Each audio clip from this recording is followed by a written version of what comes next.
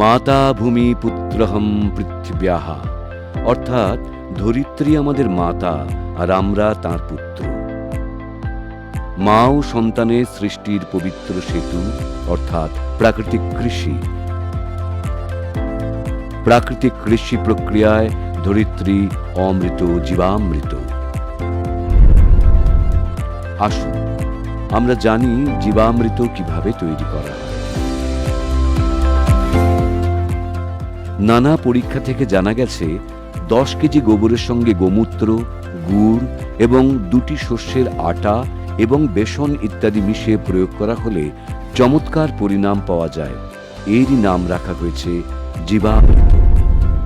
এই জীবামৃত তৈরির জন্য প্রয়োজনীয় জিনিসগুলি হল 10 কিলোগ্রাম দেশি গরুর গোবরের সঙ্গে 8 থেকে 10 লিটার দেশি গরুর মূত্র, 1.5 থেকে 2 কিলোগ্রাম গুড়, 1.5 থেকে 2 কিলোগ্রাম বেসন, 180 লিটার জল, 1 মুঠি গাছের গোড়ার মাটি।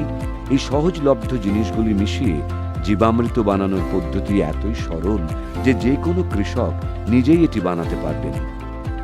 এই জিনিসগুলির মধ্যে গুড়, বেসন ও গোবরকে জল কিংবা গোমূত্র মিশিয়ে ভালোভাবে মেখে তরল বানিয়ে নিন। এই সামগ্রীগুলি একটি ড্রামে বা বড় পাত্রে ঢেলে একটি কাঠের লাঠি দিয়ে নেড়ে নেড়ে ভালোভাবে মেশাতে হবে। ঠিকভাবে মেশানোর পর এই ঘন তরলকে বস্তা দিয়ে ঢেকে 3 দিন ছায়ার মধ্যে রেখে দিতে হবে। প্রতিদিন সকালে ও বিকেলে কাঠের লাঠি দিয়ে এই তরলটিকে ঘড়ি ধরে 2 মিনিট ধরে ভালোভাবে নাড়াতে হবে। আর তারপর জীবামৃত তরলকে আবার বস্তা দিয়ে ঢেকে ছায়ায় রেখে দিতে হবে। এই জীবামৃত যখন সেচের জলের সঙ্গে জমিতে ঢালা হয় তখন থেকে মাটিতে জীবাণুর পরিমাণ অবিশ্বাস্য রূপে বেড়ে যায় আর মাটির রাসায়নিক ও জৈবিক গুণ বাড়ে। জীবামৃত মাসে 2 বার কিংবা 1 বার 200 লিটার প্রতি একর হিসেবে সেচের জলের সঙ্গে জমিতে ঢালতে হবে।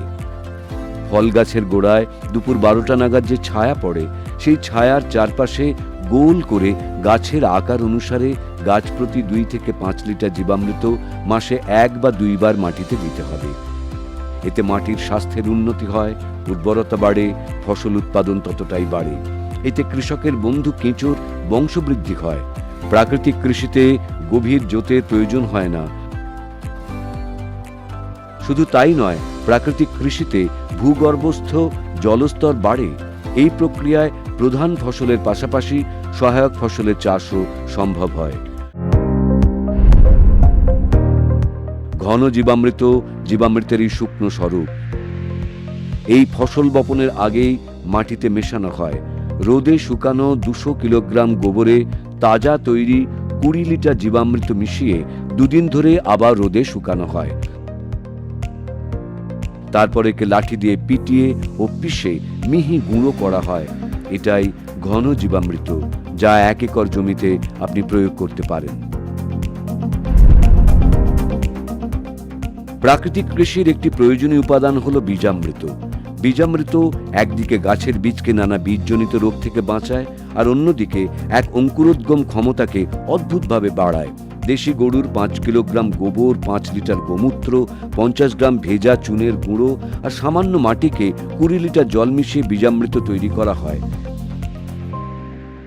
1 রাত রাখার পর এই মিশ্রণ দিয়ে 100 কিলোগ্রাম বীজকে সংস্কার করা হয়। তার 1 দিন পর সংস্কার করা বীজ বপনের জন্য প্রস্তুত হয়ে যায়।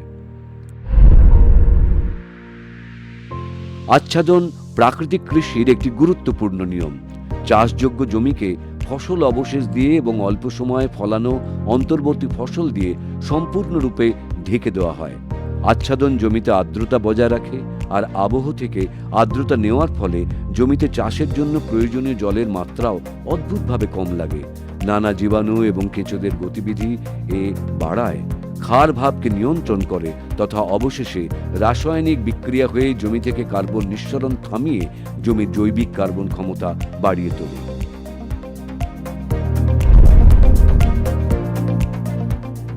এই কৃষিবিধিতে বাপসা নির্মাণ বা জমিকে আগের জায়গায় ফিরিয়ে আনা একটি গুরুত্বপূর্ণ প্রক্রিয়া। এতে জমিতে বাতাস ও আর্দ্রতার সমান ভারসাম্য বজায় রাখা হয়। প্রাকৃতিক কৃষিবিধি শুধু জমির উৎপাদন ক্ষমতা বাড়ায় না, কীটপতঙ্গ এবং নানা রোগের উপাচারে একটি কার্যকর বিকল্প তুলে ধরে।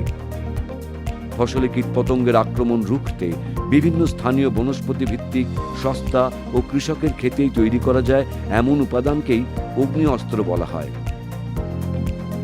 5 কেজি নিম বা অন্য যেসব গাছের পাতা গরু খায় না তেমন গাছের পাতার সঙ্গে 20 লিটার দেশি গরুর গোমূত্র, 500 গ্রাম তামাকের গুঁড়ো, 500 গ্রাম কাঁচা লঙ্কা ও 50 গ্রাম রসুন বাটা মিশিয়ে অল্প আঁচে ফুটিয়ে 48 ঘন্টা রাখা হয়।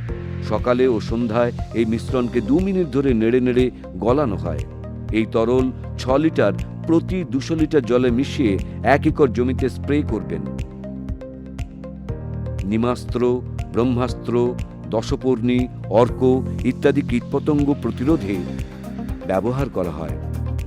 এইভাবে টক লস্যি, কাণ্ডিত, সৌঠাস্ত্র ইত্যাদি কার্যকরভাবে বিভিন্ন রোগ প্রতিরোধ সুফলদায়ক। প্রাকৃতিক কৃষির মাধ্যমে দেশে নতুন প্রাণ শক্তি সঞ্চারিত হচ্ছে। आइए आजादी के अमृत महोत्सव में मां भारती की धरा को रासायनिक खाद और कीटनाशकों से मुक्त करने का संकल्प ले। दुनिया को स्वस्थ धरती, स्वस्थ जीवन का रास्ता दिखाएं। आज देश ने आत्मनिर्भर भारत का सपना संजोया है। आत्मनिर्भर भारत तभी बन सकता है जब उसकी कृषि आत्मनिर्भर बने, एक एक किसान आत्मनिर्भर बने। और ऐसा तभी हो सकता है जब अप्राकृतिक खाद और दवाइयों के बदले हम मां भारती की मिट्टी का संवर्धन गोवर्धन से करें, प्राकृतिक तत्वों से करें। हर देशवासी हर चीज के हित में, हर जीव के हित में प्राकृतिक खेती को हम जन आंदोलन बनाएंगे।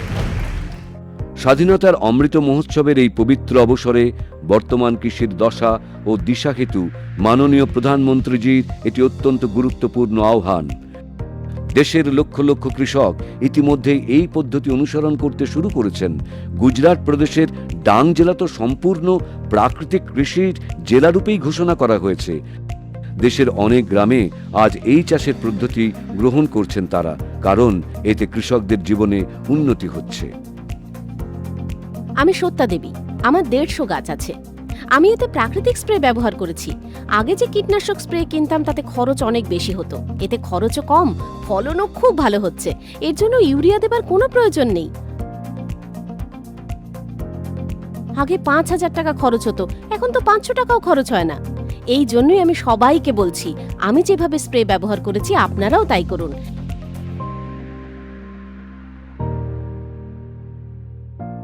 বিশ্বাস করুন স্যার, ফসল এতে এত ভালো হবে যে মন ভালো হয়ে যাবে। প্রাকৃতিক উপায়ে কৃষিকাজ করে ফসলের উৎপাদন বেড়েছে, মাটির গুণগত মানও উন্নত হয়েছে। এর ফলে ধরিত্রী মাও খুশি হয়েছেন। ওনার মনে হয়েছে কৃষকরা আরও ভালোভাবে তার খেয়াল রাখছেন, আর সেই জন্য তাকেও বিনিময়ে কৃষকদের ভালো খাদ্য ও ফলন দিতে হবে। কোভিড মহামারীতে মানুষ বুঝতে পেরেছে সুস্থভাবে বাঁচতে হলে বিশুদ্ধ খাদ্য খেতে হবে। এটা মানুষ এবং উপভোক্তাকেও বুঝতে হবে। প্রাকৃতিক উপাদান সমৃদ্ধ ফসল খেতে হবে, যা সুরক্ষিত রাখবে এবং অপেক্ষাকৃত সস্তায় পাবে। আমাদের যেমন অর্থ সাশ্রয় হচ্ছে, তেমনি সময় সাশ্রয় হচ্ছে। আমাদের প্রাকৃতিক কৃষির ফলে ধরিত্রীমার স্বাস্থ্য ভালো হচ্ছে, তার সাথে আমাদের স্বাস্থ্যও ভালো হচ্ছে।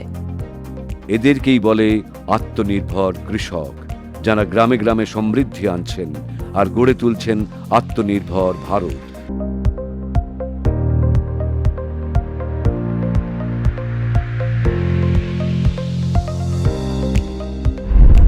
প্রাকৃতিক কৃষি আত্মনির্ভর ভারতের আত্মনির্ভর কৃষকের খুশির কথা।